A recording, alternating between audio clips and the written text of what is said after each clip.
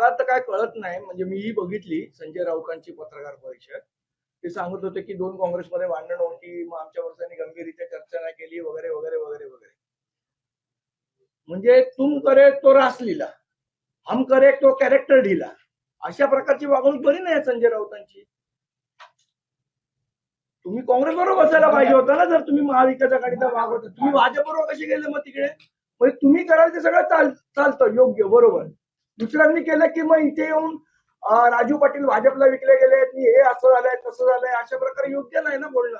तुम करे तो रास लिला, हम करे तो कॅरेक्टर ढिला. मला वाटतं कारवाई केली पाहिजे, कारण नाही कारवाई करायची नाही करायची त्यांच्या पक्षाचा विषय, त्याच्यामध्ये मी पडणार नाही. पण माझी जी माहिती आहे ती जे नगरसेवक गेले, जी मला माझ्या ऑथेंटिक सूत्राकडनं मिळालेली माहिती आहे, प्रत्येक नगरसेवकाला 1-1 कोटी रुपये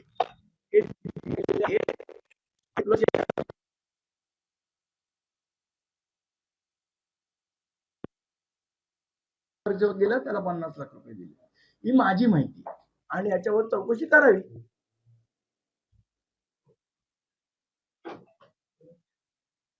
ठीक आहे. आणि हे कोणी घडवून आणलं हे लोकांना माहिती आहे की याच्या मागे कोणाचा हात होता, कुठल्या उबाटाच्या नेत्यांनी हे सगळं स्कूप अप केलं, हे सगळं घडवून आणलं. एकदा त्यांनी त्यांच्या पण घरात विचारायला पाहिजे. संजय राऊतांना अंधारात ठेवलं का संजय राऊतांनी स्वतःहून डोळ्यावर पट्टी बांधून घेतली, हे पण बघावं लागेल चंद्रपूरच्या बाबतीत.